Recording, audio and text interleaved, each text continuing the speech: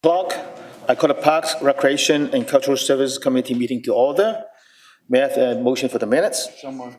Move, second, clerk. So motion adopted. The next meeting will be on December 20th at 4 p.m. In the same place. So I received a request for addition to the agenda from Councillor Wu. He wants to have an update on the Gilbert Road Farm, so I put it under 4A. So Gilbert Road Farm update. Okay, so there's no more addition? No. So the first item for today will be opportunity for Japanese Canadian boat builder display at Petunia Shipyards. And before we go into the discussion, we have a guest who would like to address the meeting, and she's Amy Sakamoto. So I'd like to invite her to come forward, and you will have 5 minutes.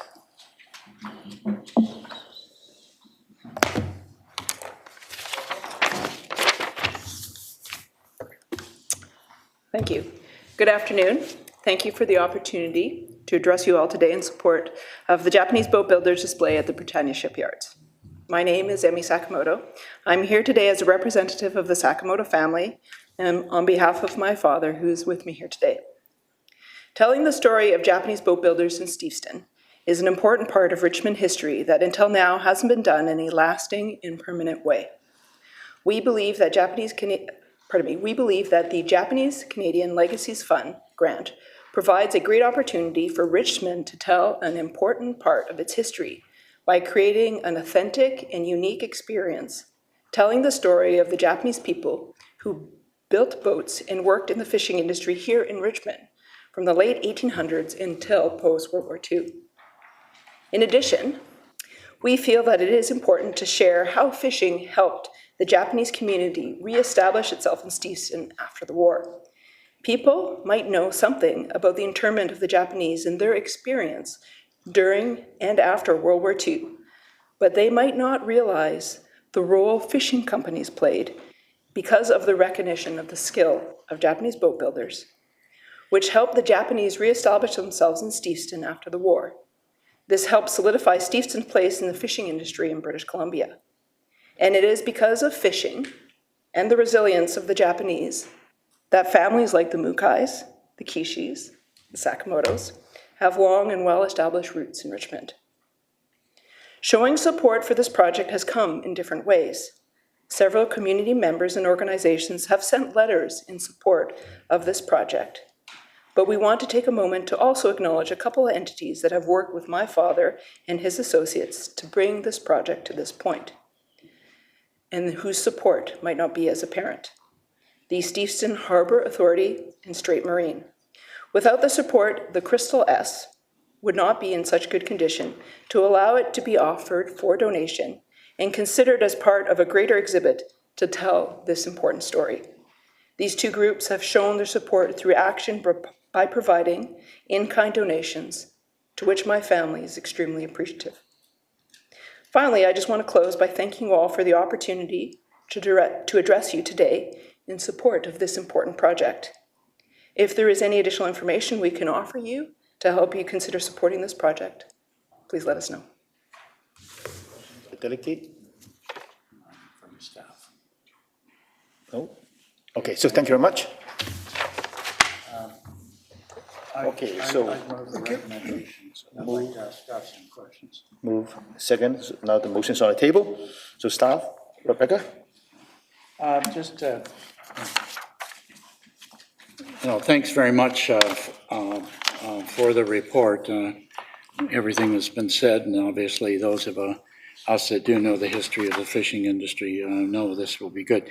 There are a couple things that are not in the report, and I think they need to be highlighted. In accepting this, are we automatically putting forward that we would hire a shipyard supervisor? Through the chair to Councillor McNulty, we currently have a 1-year additional level for a full-time position of shipyard operations supervisor. We would be seeking another 1-year additional level for the 2025 budget Should the council not approve that additional level, we could move forward with a shipwright externally through a contract to complete the project. The reason I ask that is I think we got to put the whole package together, okay, assuming that we're going forward with it. The other thing that, in my opinion, that's missing, and I know others will be able to speak with more knowledge than I have, is the cost of a permanent display cover or facility to keep this boat. We're not going to leave it outside, obviously, and if we wanted as an interactive addition to the shipyards, not only the cost of it, but where are you going to put it? There's only so much acreage down there, and it's already getting full, if you wish. And so I guess that would be it, and whether that is a referral to staff on that, but we should be looking at that as well as the whole package. Through the chair to Councillor McNulty, through the development of the application, we will be refining the exhibit concept, including identifying a preferred location for the vessel as well as the exhibit. Currently, the primary location of interest is on the Shipyard Ways in the Britannia Shipyard building. In the future, should council want to consider an alternative location that is feasible, that it could be moved, the vessel will take approximately 2 years to complete the restoration. So there is time to determine some of these other factors.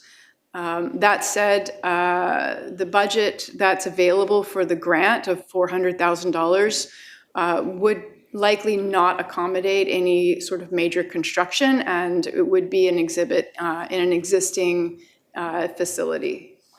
Okay, I appreciate the answer, and that's what I thought. But I think, Mr. Chairman, we should be putting that down with the aspects so we have the metrics to it and the information, whether we go there.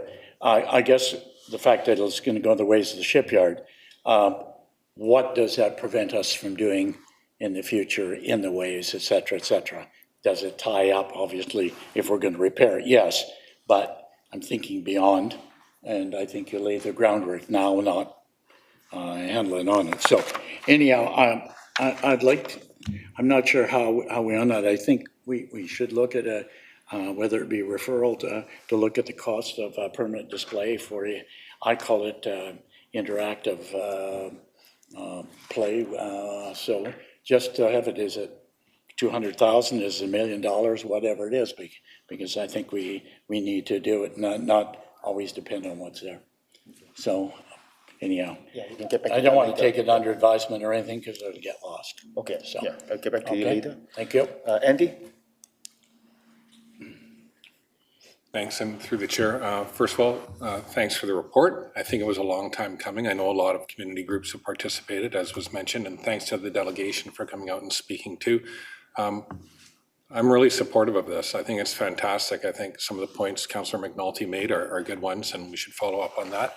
But just a couple quick comments. I remember, walking by and seeing the Crystal S at Scotch Pond and somebody working feverishly away at it to keep it in good shape. Many years ago, actually. So I think it's quite exciting because it ties in so uniquely to the history of Steveston, which we heard from the delegation about, and the boat itself has such deep connection to Richmond as well, not just the Japanese culture, but the fact it was built here, I think at the end of number 2 road, dating back to 63, and it's just one of the last boats that's in that kind of condition. So I know there's some work that has to be done, and I'm happy to hear the answer you provided to Councillor McNulty about even the temporary situation, because if this goes ahead, what we don't want is it sitting outside, as we've heard and we've seen with other boats. So I think it has the potential to be a real attraction that'll bring people into the site and into Steveston, and it can be, as we've just heard, very interactive as well as we move forward. So I'm quite excited about it. I know the board at Britannia is also very supportive of it, And also, that's another source of potential revenue. I don't want to speak for them, but I know they're looking for projects, and this would probably be a good one for them to contribute to down the road as well. So I think there's a lot of win-wins for that. And it's, I think, just a fabulous example of a potential grant from the money that the province provided a couple of years ago in terms of Japanese internment and reconciliation. And I think it's an excellent use of that. So I'm really looking forward to it because it's a fantastic boat and it'll be a big addition. So thank you very much. Thank you. Through the chair to staff and the delegate who's here. Yeah, just a few comments and then a few questions as well.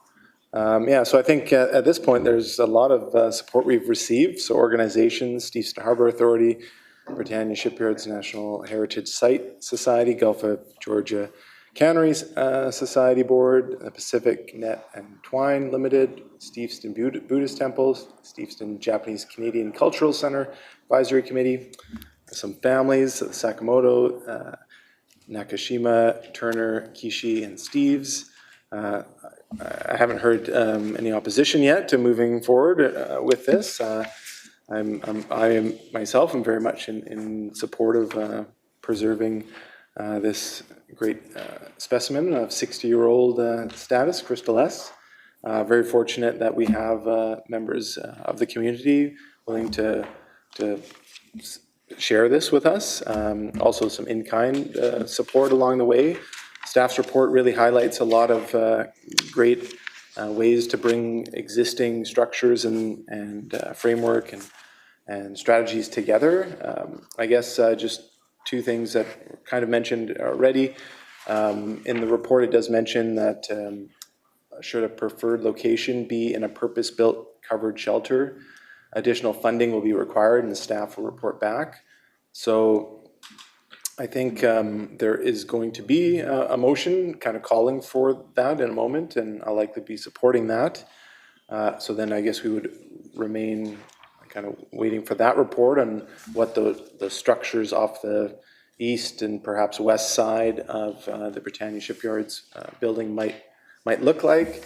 I know there is outstanding referral on the arts needs for the city, and maybe there could be some multi-use of this. Maybe there could be a outdoor stage as well for like an amphitheater, and also provide some cover for some boats, and that can be moved around. So I think there's lots of potential there. And then the other thing I wanted to ask about was the shipyard operations supervisor. I guess to question to staff, are we going on a year to year, or do we anticipate the need not being there within 5 years, or could we consider a portion of the FTE to be doing that kind of work long term? Through the chair to Councillor Wolf, this is the first time that the city will have this position, and we are anticipating posting the position in the next week. I think once we have the position, we will have a better sense of what that work plan will be on an ongoing basis. And then we can bring forward a future plan for that, and whether that will be on a project by project or on an ongoing basis. I certainly think there's a lot of value to the site for having those activities available to the public on a regular basis, but whether that's done through a permanent position or not is still a question that will be subject to a future council report. Okay, and then just one final follow-up on that. The First Nations bunkhouse or longhouse, is there already a staff position that will be working towards that? I'm just trying to see if there's an overlap where the person who might be able to be an expert in woodworking and heritage features, like, do we already have someone on staff in that regard, in working in that area? Through the chair to Councillor Wolf, we currently have no full-time programming staff at Britannia. There are staff doing various types of programming. I think the shipyard operations supervisor would be very specifically dedicated to boat building, and the position as it's written has the expectation of significant wooden boat building skill sets. I think the synergies with an Indigenous programming position would be minimal. We do anticipate bringing a report to council on the First Nations bunkhouse that's going to look at options for programming in the very near future. Great, I knew that was coming soon. Thank you. Carol? Thank you very much for the report. That's excellent. I'm excited about saving this boat from deterioration. I see it's already requires work now, but I think it can be fixed, right? It's not so far gone that it's well worth working on.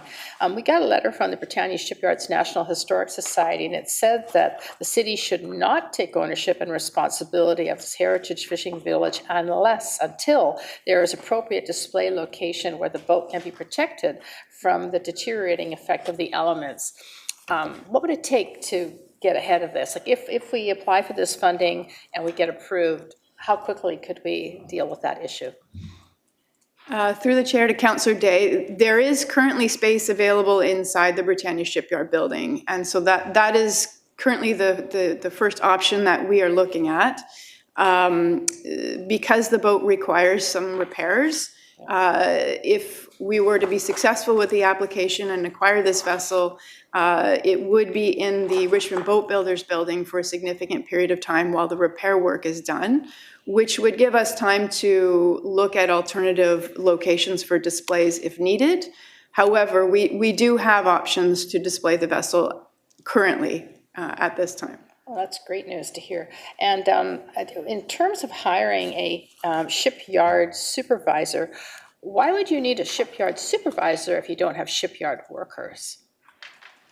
Through the chair to Councillor Day, the duties of the shipyard operations supervisor primarily include overseeing the restoration, repair, and maintenance of vessels. And we do, at the site, have 5 vessels in various needs of maintenance, repair, or restoration. And additionally, the shipyard operations supervisor would coordinate some of the waterfront activities and particularly the boats that are in the water and how those are operated and participating in programming.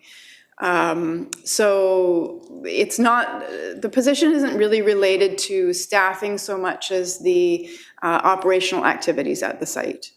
See, that's where I'm wondering if we wouldn't be better off to hire. I was talking to Councillor Steves about this, retired Councillor Steves about this last night, and he said that what we need is a shipyard worker, and administration could take care of watching out over the docks and the park and whatnot. What are your thoughts about that? Someone that could actually work on the boat and fix it up, because it doesn't sound like it would take that much to make it watertight. Through the chair to Councillor Day, I think these are the questions that we will be exploring during the first year of this position, and that is part of the reason why this is currently a 1-year TFT, temporary full-time position, because this is the first time we will have this job, and so we need to see what exactly the balance of duties will be, and also explore the various projects that are in need of being done or anticipated opportunities that are coming our way to assess sort of the workload that might be coming down that's relevant. So I sort of look at it a little bit differently. I think that the thing to do is to hire a shipyard worker who can get started on Project A. And let's face it, the list is going to be as long as your arm. And I'm sure Councillor Hobbs can confirm this. There's a lot of boats down there that would need work of some type or another. Why couldn't we just hire a shipyard worker full-time? Because I don't think we're going to have any trouble giving him a job list, or her. Through the chair to Councillor Day, I think that is what we are doing with the shipyard operations supervisor.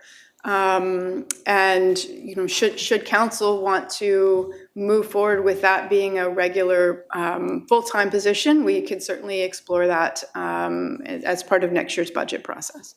I think that would be necessary to attract a good candidate that would stay for a long time and get some work done. I think this is an exciting project, and when it comes to council, I'll definitely be supporting it. Laura?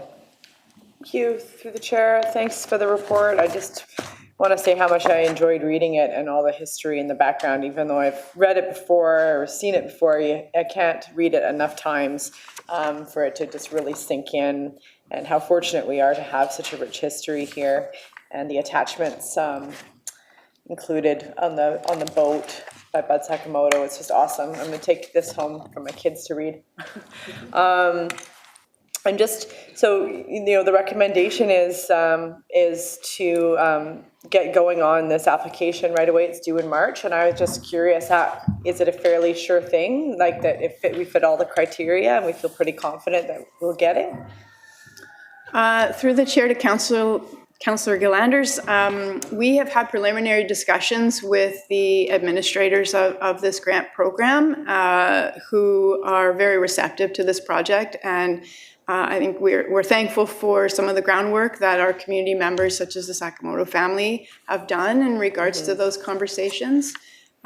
Should council approve the recommendations in this report, the first step will be putting forward a letter of expression of interest, which outlines the plans similar to what's expressed in this report, and then we will have a more certain idea about the willingness to move forward with the project. But at this time, the conversations have been optimistic.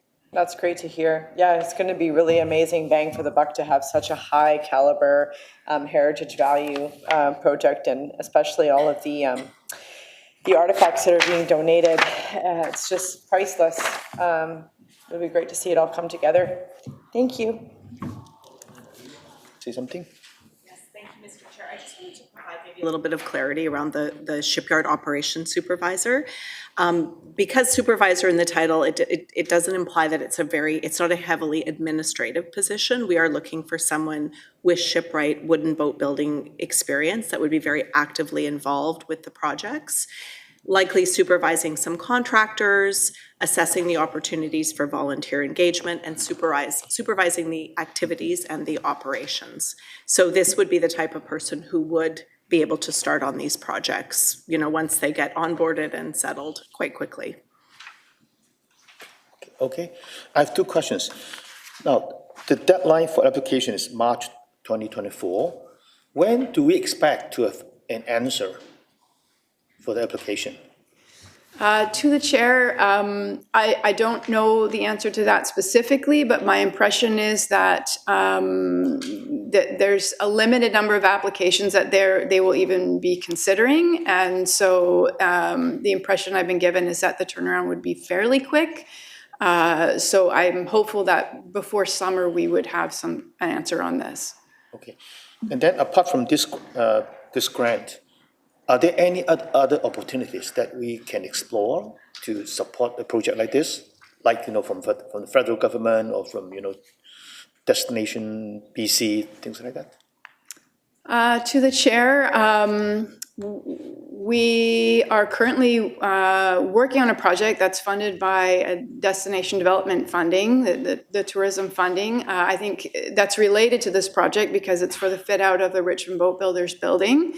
And so it's going to help enable the work to happen on this boat, should we move forward with that. We can continue those conversations. I think likely the tourism funding is probably the most appropriate external funding source to look at. But we'll certainly be exploring all of the avenues that are available to us for external funding. Once we have the project more fully scoped, then we can have a better look at what funding is available. Okay. Now, going back to, some of the concerns being expressed by Councillor Magnolti, I wonder if an update in 6 months could address those issues, those questions, and at the same time, we can have an update about the progress of the application. So instead of making a referral, if we add number 5, an update in 6 months about the application and, the plan for the future, for the exhibit and the location and staffing, things like that. So would that be realistic to have an update in 6 months? To the chair, absolutely, we can do that. Okay. So Councilor Magnolti, would that be okay? That's fine by me. Okay, good. Get on with it. So in that case, we have number 5 in the recommendation, which is an update in 6 months, which is May next year. Okay, good. Yes, thank So you. the motion is already on the table. Ask the question, those in favor? Aye. Opposed? Motion carried. Thank you very much. This is a really exciting project. Item number 2, sports facility needs assessment, community association and society engagement update. Keith and Mandy. Anything you want to add to the report or anything you want to highlight? Good afternoon, committee, and through the chair, I'd like to give a brief introduction to the report.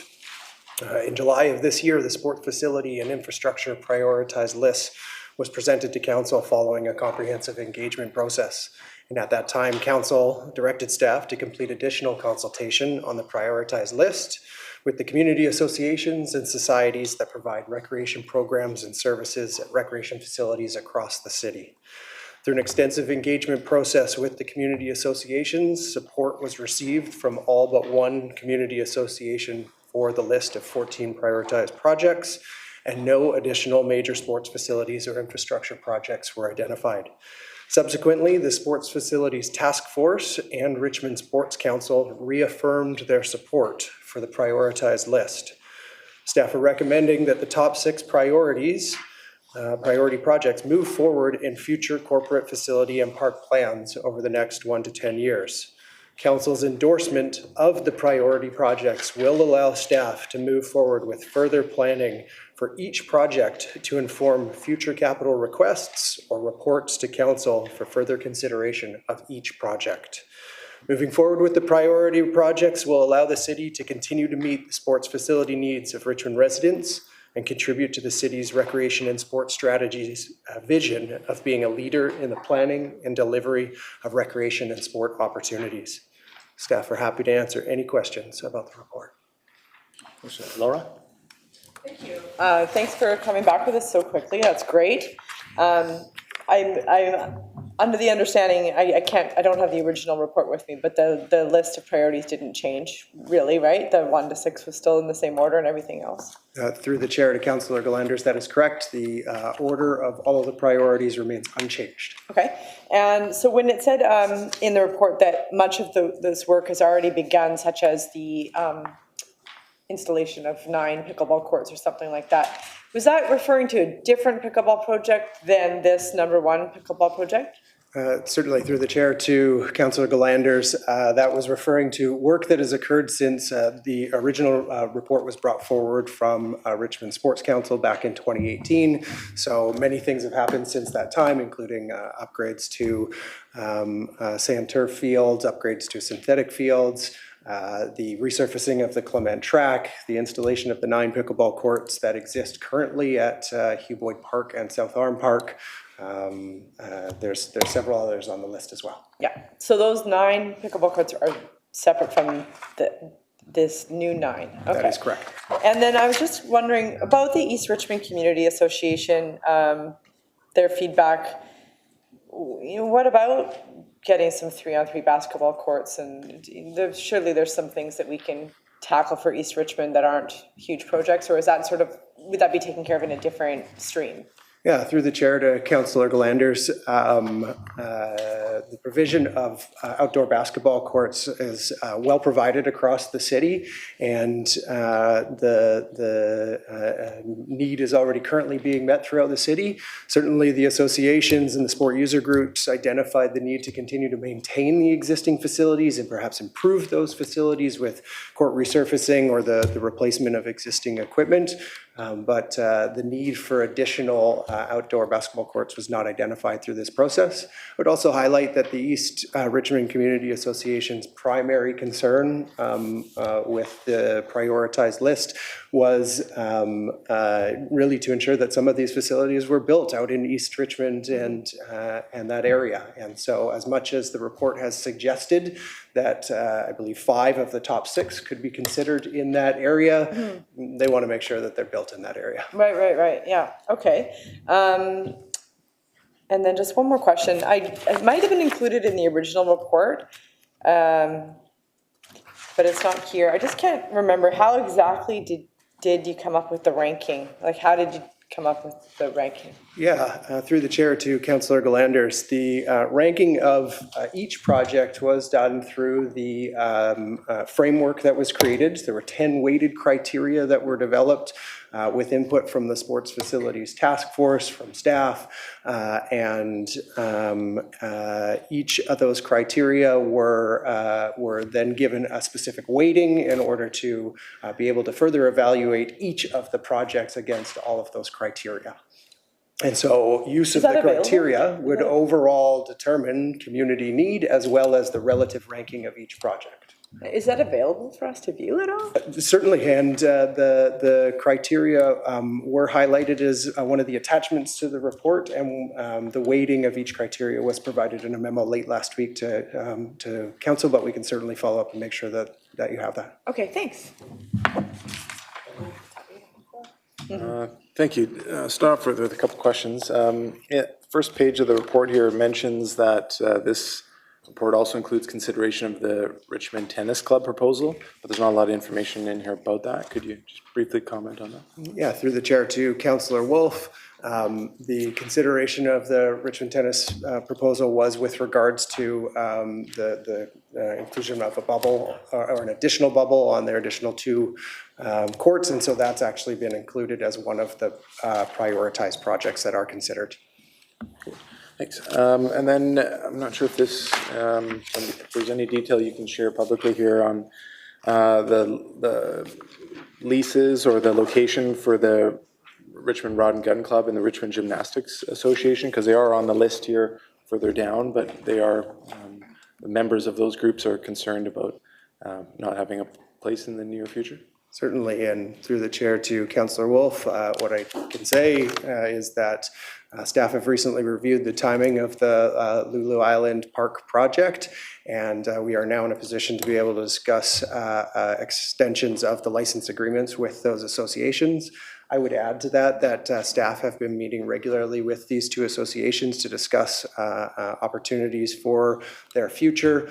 We've been reviewing their participation levels and working to support these 2 organizations in their operations, and will continue to do so into the future. Great, that's very positive to hear, and I'm sure for the public to hear as well. Thank you for sharing. Just a few remaining comments then. I do thank committee, council for putting this back to the community associations. I think it was really valuable. I know there was not a lot of changes, what's in front of us today when it comes to the prioritized list. But just getting that feedback that wasn't included before, I was shocked and concerned. And I feel way more comfortable going forward now, knowing that all of us have representation as a liaison for the different associations, and knowing that they got full-on consultation, they had members of staff attend their meetings. I think that was very valuable, and there was now extra consideration for East Richmond and Hamilton areas potentially getting more than just the initial 2, I think, types of projects. I think there was something like 4 now they can get. Oh, you're here. So yeah, they now on page 32, it's some additional things are potentially considered out there. I guess I will leave my gratitude there. Thank you. Bill? I don't have questions of staff. I will make a comment. And then I'm going to move the recommendation that it be received and endorsed in principle for consideration. And then I'll speak to it if I get a seconder. Yeah, I think we need to get to reality. I don't agree that we don't have enough. We have lots of basketball courts. They're all taken. We could have a basketball court. I guess I've been out here. We both live in the communities, but I've been here longer than you. We could have a basketball court in every park, and it'd be used. And not necessarily for basketball, but if it was asphalt for track. Not questions of staff, but I'm going to move a couple of amendments. You know, there's no guarantee when you have I have 6 facilities task force in front of me, and I've been part of 10 of them. So we got the pool, the arenas, etc. Guy's name, Harvey Moore, Bill McNulty, Rick Anderson. I don't think you've ever looked at this. Some people would. Okay, and 4 aldermen and a few others.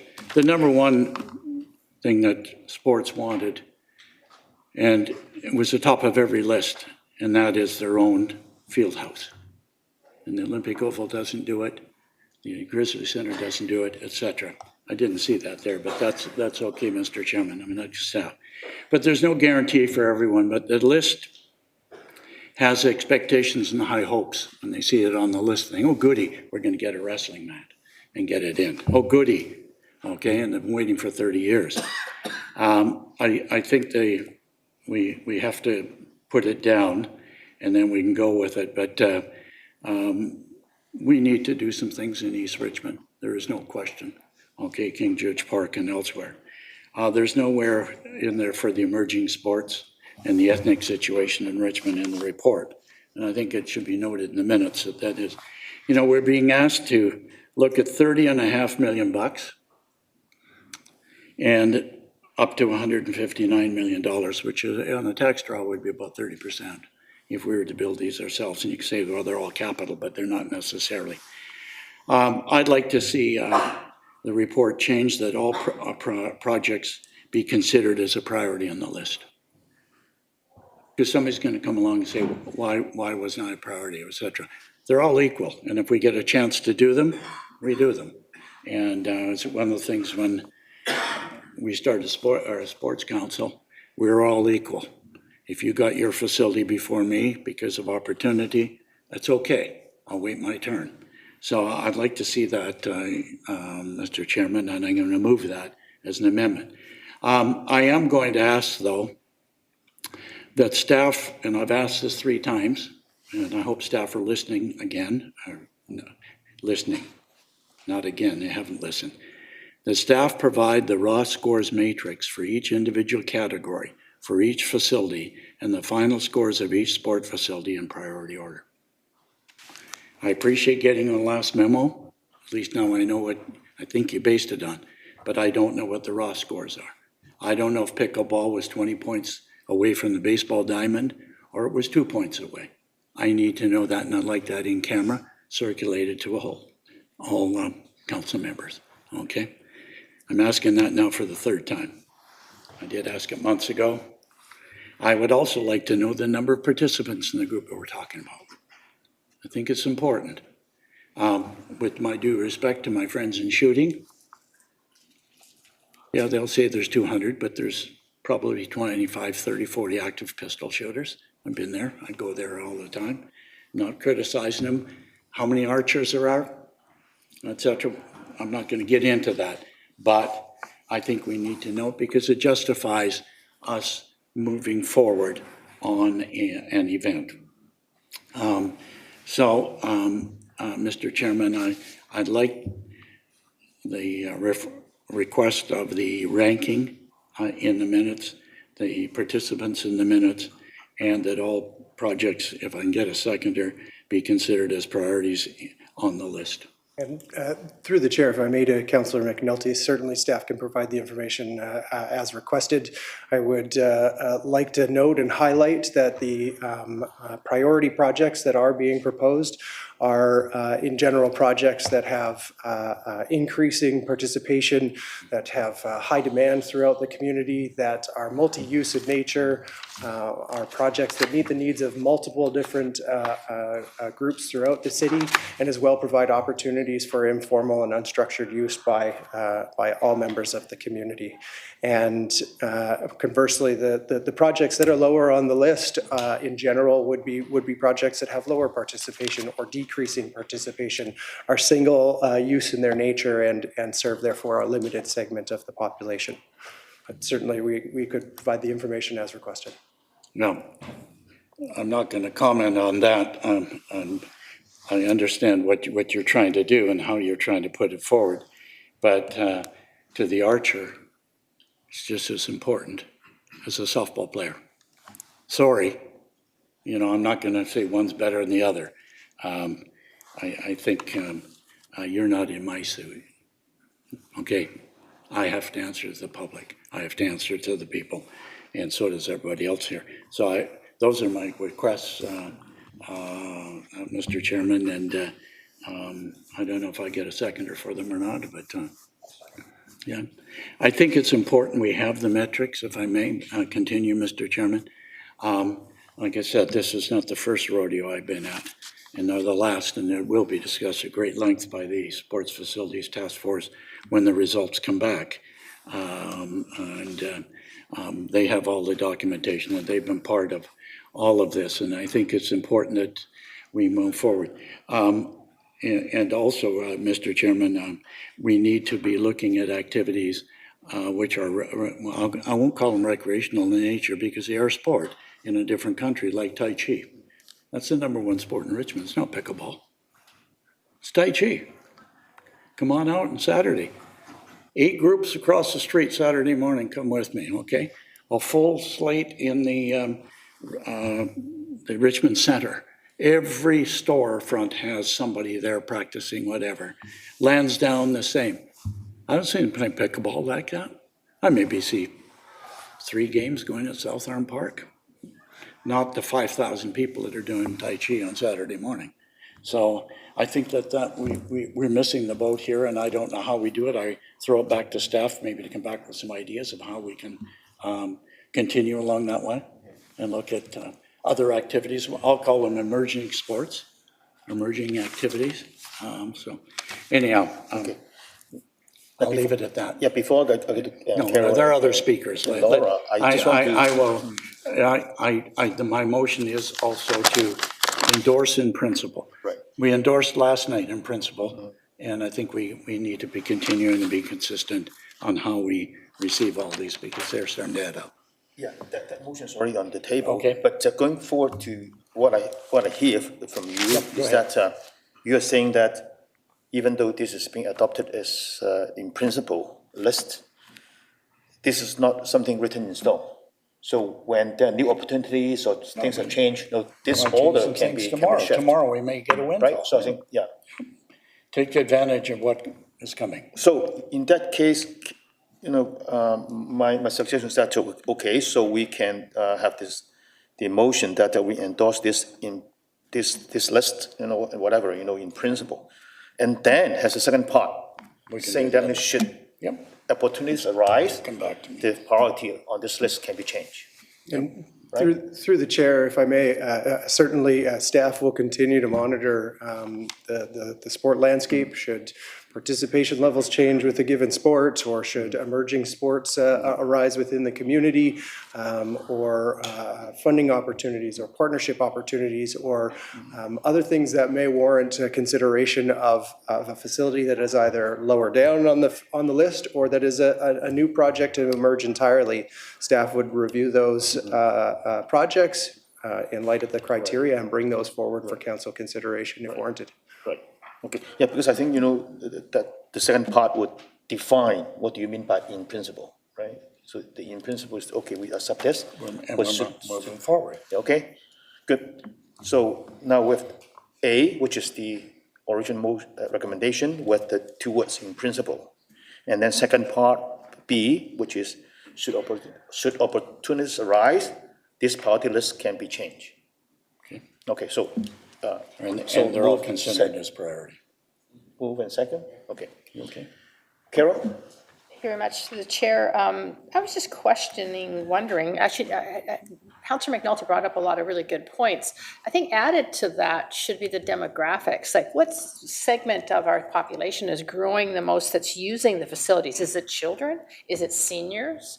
I think that would weigh heavy on the decisions that we make when we go through our budget process on which facilities are going to be the most used. And through the chair to Councillor Day, demographics was certainly considered throughout the process, and in fact is one of the criteria that projects were ranked against. And so projects that would be able to be used by all ages or all ethnic backgrounds, or perhaps be accessible to those with low income or other considerations were certainly thought of throughout this process. And I would also add that staff also considered the use of these facilities on an unstructured and informal basis, and so consideration of Tai Chi was given, and has actually been highlighted with the proposal of the covered lacrosse box. That facility on its own for lacrosse is one thing, but that facility for lacrosse, for ball hockey, for Tai Chi, for other uses gains a lot more strength in its priority. Yeah. I think you've hit the nail on the head there, multi-purpose. I mean, because there might be a season for lacrosse and a season for soccer, but it's not 12 months of the year. So, if you can augment it with another sport, why not? But I am curious, Hamilton was brought up a couple times here. What sports facilities do we have east of 6th Road? 6th Road. Through the chair to Councillor Day. We have at McLean Park and at Hamilton Park, we have open green space at McLean. It is not big enough to be a soccer field. At Hamilton, we have a soccer pitch. We also have tennis courts, and we have some basketball courts that are smaller in size. They're not full basketball courts. Okay, so maybe we could augment what we have while we're waiting to get the budget to find out how much we can spend, because it'd be nice to be able to do everything, but as we know that might not be possible. Okay, thank you so much. I have a question. This is a good report, I think, we can support it. However, I also have a feeling that the people that we consult and the kinds of sports that are on the list, I would call them established sports, like, conventional and established, like tennis and basketball and lacrosse. I think they have an established organization to represent, to speak for them. But as Councillor Maloney said, we know that our demographic is changing, and there are new kinds of sports which we call it emerging, but actually it could have been a long history in the other culture, right? But these people bring those kind of sports into our community. So I wonder, how can we be better connected with these new groups, or sometimes they may not even be organized. For example, Tai Chi, I don't think they have one group to represent them, like soccer or tennis. So my question is, do we know their needs? How can we connect with them, and how can we engage them in the consultation to address their needs in the future? Through the chair, I think this is a great question. I think the focus of this report was certainly on sport-specific facility needs within the community, and to that end, the sport community was consulted, as well as Richmond Sports Council, and in follow-up, the community associations that provide recreation services across the city. And I would suggest that it's through those associations that there would be great opportunities to hear about what are emerging needs and priorities within our community. Our community associations are well connected to recreation needs across the city, and are able to provide that level of insight.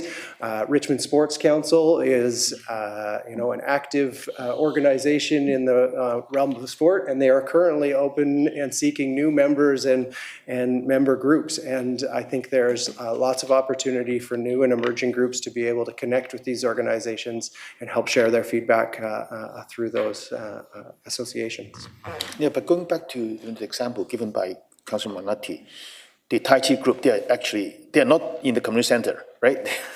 They're in the shopping mall. So how can we, or what are we going to do to connect with them and have them being engaged? Through the chair, if I may, the community associations, although primarily providing services at their community centers, they're also responsible for providing services across an entire service area within the community. And so certainly connected to individuals and people throughout those areas that would be representative of the needs of the community, and able to provide comments about the needs of sport users, both inside their facilities and outside. Okay. Well, in that case, I don't want to make into part of the motion, but can it be under advisement that staff continue to look for opportunities and channels, to outreach and to connect with those emerging. Making a motion. We put it on the books. Put it, okay, I'll second it. okay, so, put it in the motion, so, part C, which is, so staff continue to outreach and find opportunities to engage, people and groups of the emerging sports new to the community. Okay? So, second. Okay, any further comments and questions? If not, I call the question, who's in favor? Opposed? Motion carries. Says everything's passed. Yep. Yeah, we got All three, all one three. son, one Yep. son. Slam dunk. Well, you could dunk it, I can't. Okay, item number 3. Alex, anything to add to the report? Good evening, committee. I have nothing further to add, and I'm always available to answer any and all questions. Okay. Laura? Thank you.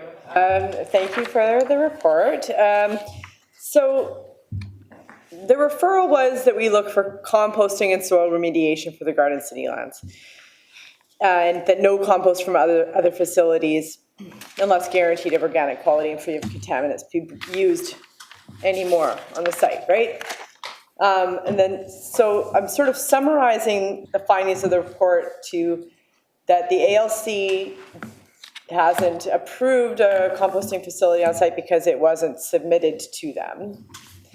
And that this compost that we bring in for our household waste is not good enough for KPU's standards, so it's not free of all contaminants, and we're still using it.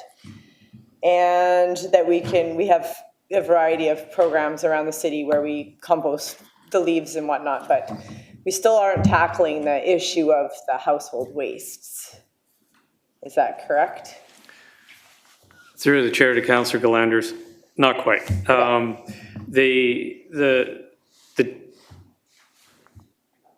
The referral is, if I may, somewhat challenging in the sense that I'll back it up a little bit before I answer. The term organic. There's organic in terms of it containing carbon and it being plant-based. Of course. Yeah. So it decomposes and it's good for soil structure to have organic material. And then there's perhaps capital O organic as in organic standards. Of course. So with respect to the GFL material, it is a very good product. The city has a contract with GFL, and we would not have that contract if it was not a good product, and it did not result in the effective composting of household waste. With respect to KPU's use of that product, they can't use it in terms of the requirements they need to meet with the certifying bodies that say this is organic, an organic, capital O, farm that produces organic food. I understand. So to that extent, we can't use GFL's product on the KPU site. We have used elsewhere on the site GFL's product. My understanding is that regardless of KPU's requirements, of course, because they're certified organic and they have very specific requirements, is that not all of council has been happy with any of the product. The stuff that was brought in for the community garden plots, for example, had some plastic waste in them and stuff like that.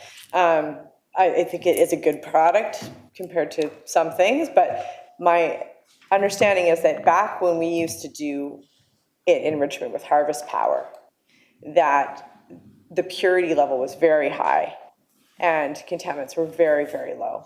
And that since that got shut down and we bring in the stuff from Delta, that it's not as good.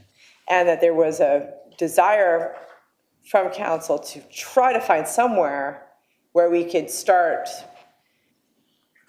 composting our household green waste again, because evidence showed that when we had Harvest Power, that the people in Richmond know how to put things in the green bin properly, I guess, because we were having a really good product coming from that. So I could totally see that a facility like that would be entirely inappropriate for the Garden City lands.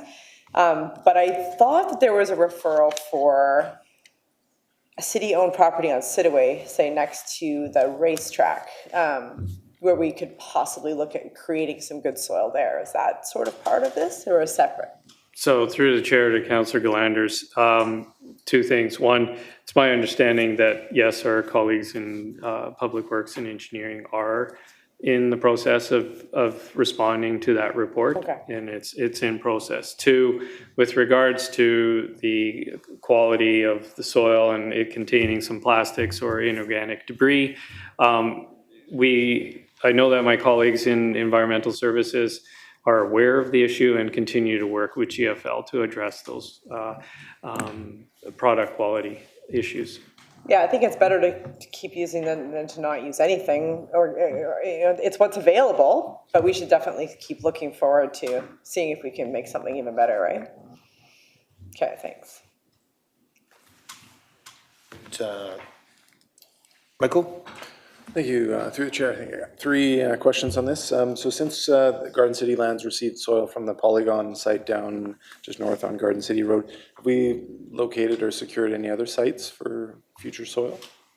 Through the chair to Councillor Wolf, yes, we have.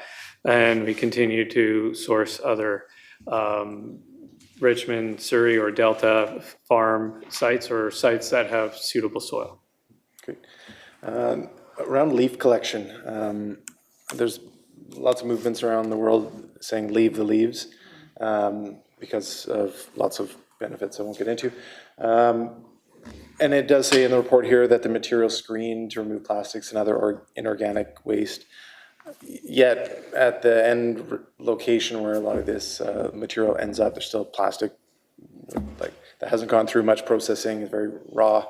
Can you just describe that material being screened along this process? Does that mean people who are blowing, raking, using equipment, they'll stop what they're doing when they see plastic, as opposed to put it all into the pile, put it in the truck, and then leave it for the next person to identify? Because it just seems like there's a lot of source of plastics that are making it to the end locations. Through the chair to Councillor Wolf, I'll defer to my colleague. Through the chair to Councillor Wolf, staff are currently picking up leaves, and there is a process where leaves are trucked to Sidaway, and at Sidaway, those leaves are composted and they go through a screening process so that by the time those leaves end up in our soil product, they're screened to the best of our current abilities. Okay.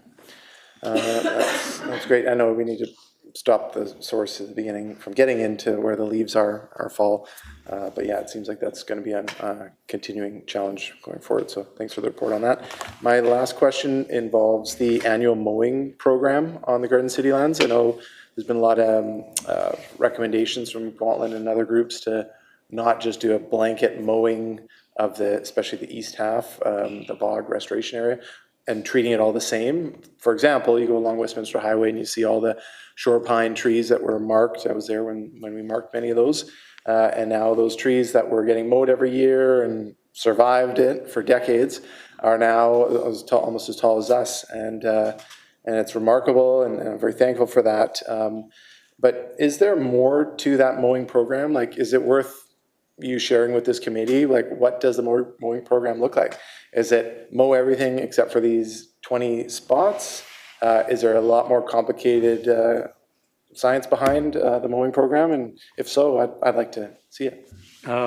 Through the chair to Councillor Wolf, our mowing program has evolved over the years, as has our relationship with KPU. In years past, we did just a blanket mow, as you guys are all familiar with.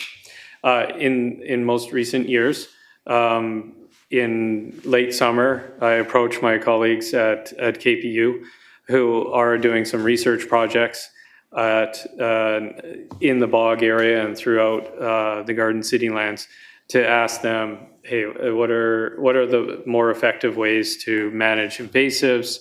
What should we do with respect to enhancing sphagnum moss growth and other native plants, and of course, the shore pine. So over the years, our approach has changed, and we've gotten that support, not only their kind of academic and scientific support, but also practical support in terms of flagging and staking to indicate to our staff where to mow and where not to mow. So it's a continually evolving process.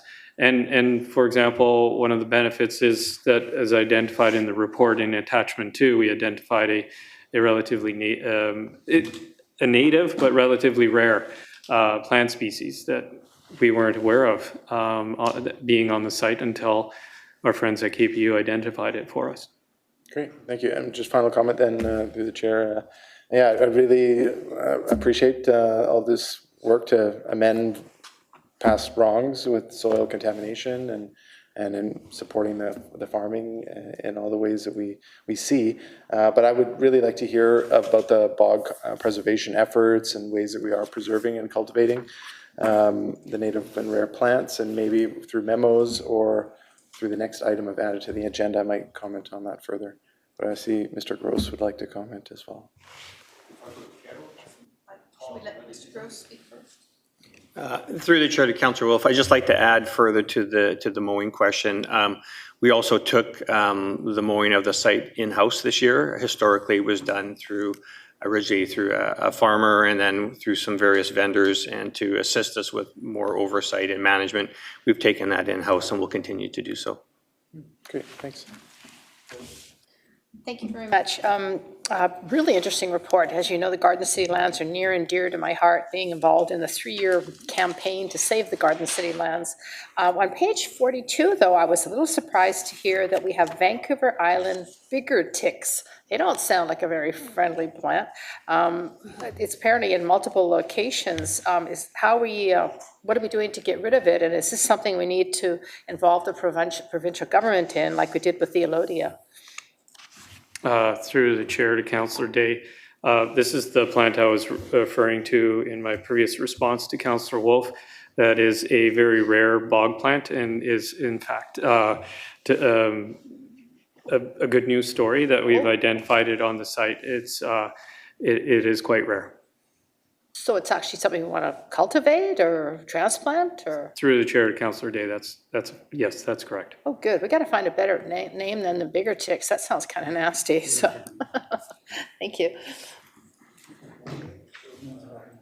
So staff recognition has been moved. Second, any further discussion? Call the question. Those in favor? Opposed? Motion carried.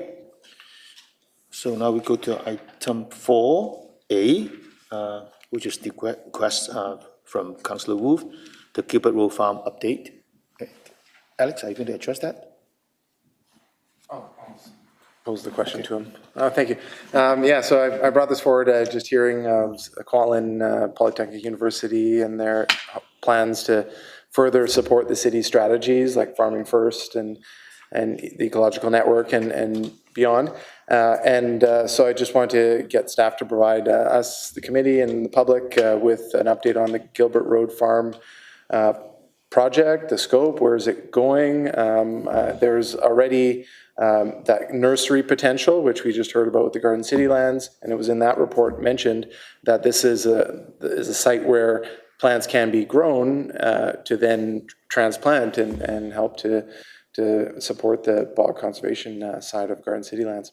And I know that Kwantlen is looking to kind of enhance the existing orchard there by doing some multifunctional production, where it's not just the trees. They can use some lower canopy structure. They can do some vegetative cropping on a rotating basis. They can put in some multi-strata perennial production and a whole lot of other things, and also convert this into the capital O organic production standard, which would be great. So could staff just provide a quick update on where that's going? Through the chair to Councillor Wolf. The site is leased to Kwantlen Polytechnic University, the Institute for Sustainable Agriculture, that's headed by Kent Mullenix, who's presented to the committee on a regular basis. That program has two facets to their operations at the South Dykelands. One is incubator farms.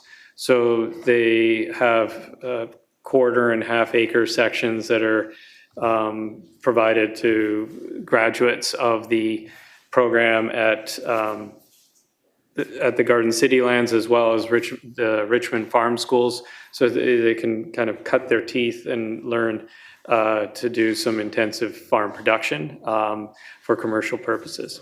And then secondly, they have a research component that's centered on a plum, cherry, and pear orchard. And specifically, there is a grant request to the federal government by KPU, and they've requested a letter of support from the city for that grant application that basically indicates how they're using the site, how the city supports their use of that site through access to the South Dykelands, and that it's consistent with the agreement and what their activities on the site. I had a question of the management as well. Do we have any updates on the Bark Park? I know there was a survey to potentially create a separate area for cyclists so they don't interfere with the off-leash dogs on that park. Through the chair to Councillor Day, it's my understanding that there's actually another item on the manager's report on that topic. That'll be one of our manager's updates. Oh, great, good.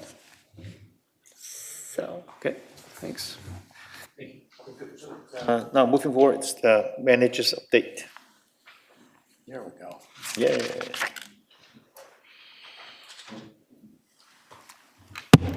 Thank you, Chair and Committee. Sorry, I was 15 seconds too early.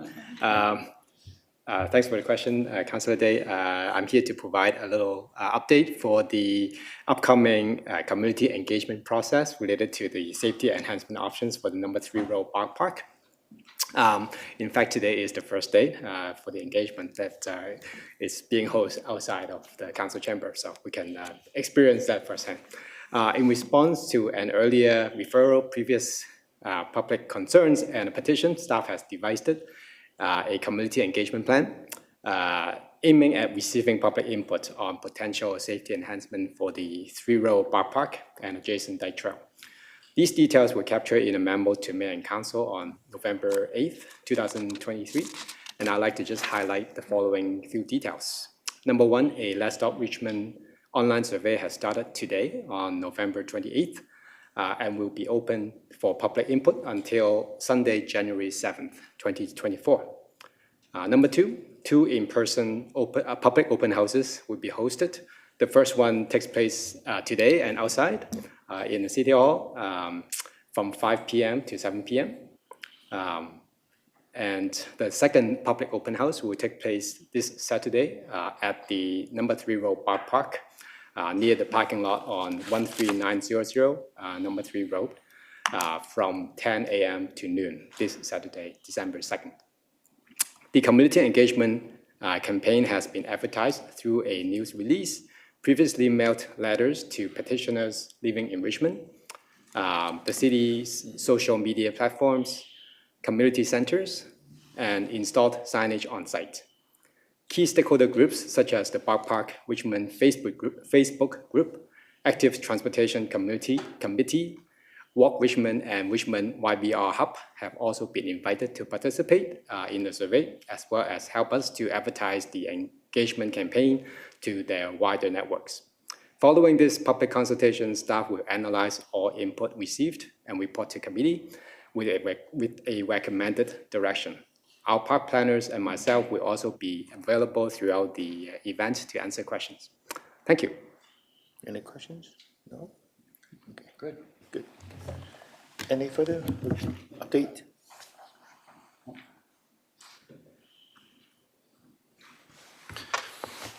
Through the chair to the committee, I'm here to provide you with an update on some significant tree planting activities that have happened in the city this fall. So to start with, at Hamilton Highway Park, following up on the last year, significant removal of invasive Himalayan blackberry. Staff have planted about 330 trees in Hamilton Highway Park. And at Terra Nova Rural Park, there were 3 volunteer tree planting activities.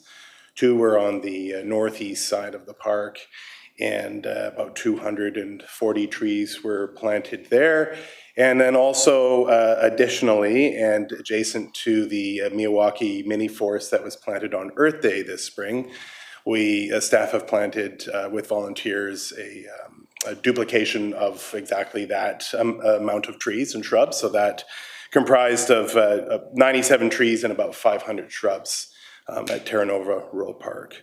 And lastly, in the city center, staff have been working on a project due to the impacts of climate change. There are a number of trees that are declining, and there were 30 trees that were dead in city center along Saba, number 3, and Westminster Highway. So that project is being completed this month. And that included the removal, the extraction of 30 significant root systems that involved hydro excavation equipment, and then replanting of climate adapted species. Thank you. Any questions? Laura? Is the removal of the roots necessary for the new trees to be successful? Is that why you do that?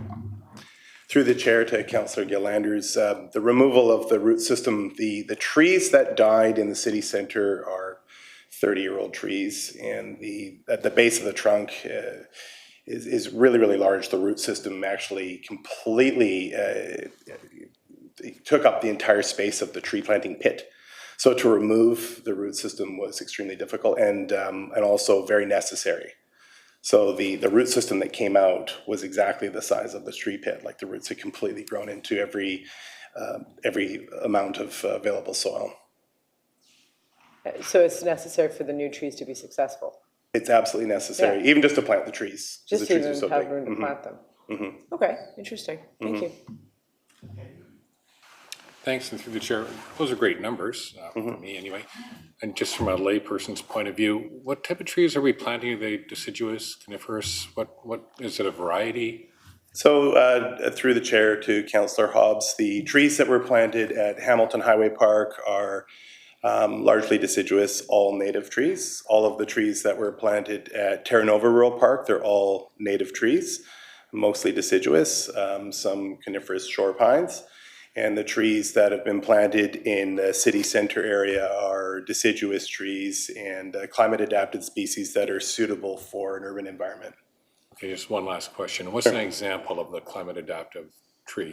Oh, on the corner of Westminster Highway and number 3, we've planted ginkgos, which are probably some of the most resilient trees that you could plant in an urban city center. That's a good name to remember then. Ginkgo, Thanks. oak. Thank you very much. Okay. Thank you. Sure. Oh, Laura? Right.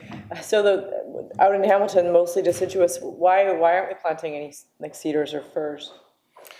Through the chair to Councillor Gillanders, we have planted some coniferous trees. There were some yellow cedars, some shore pine, but mostly deciduous trees. The conditions that exist in Hamilton Highway Park are poorly drained soils, and it's more deciduous trees are better adapted to those types of soils. So we staff have picked trees that are best suited, native trees that are best suited to the conditions there.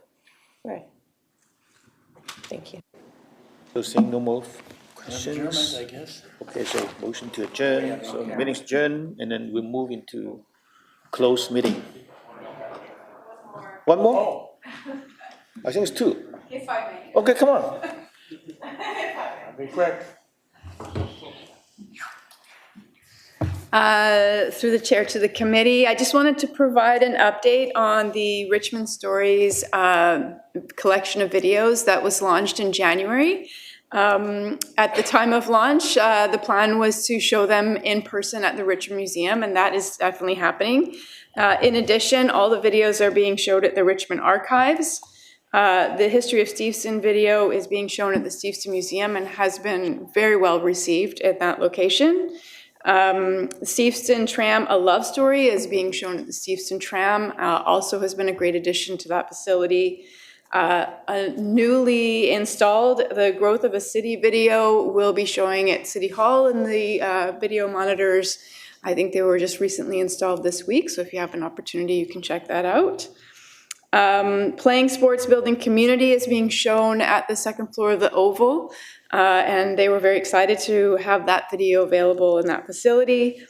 And my understanding is Islands by Nature is being planned for the upcoming exhibits in the Richmond Nature Park, and a traditional boat building will be in the Richmond Boat Builders facility when it opens this spring.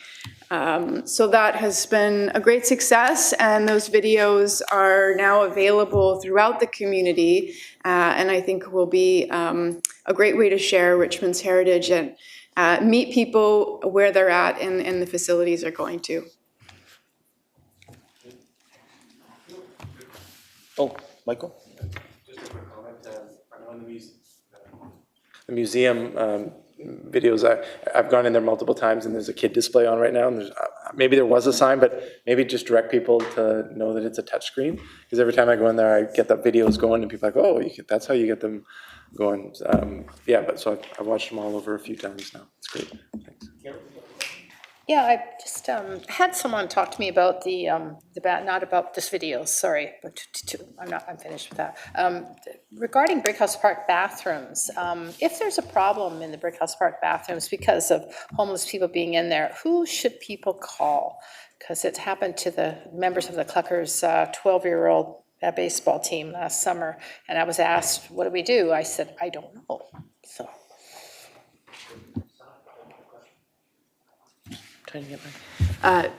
Through the chair to Councillor Day, through this summer, we had some learning opportunities there. We did put some park ambassadors, if you will, in place to try and provide some support for those sport groups, and we'll be reevaluating and looking at doing that again this spring. There is not someone on site regularly through the winter, but through those spring months, we will be looking at doing that again. Prior to the sports teams using Brickhouse Park, could we, install some signs with a contact number in the event of a problem? Mm-hmm. Yes. Thank you. We could take that under advisement. Thank you so much. Moving into the closed meeting.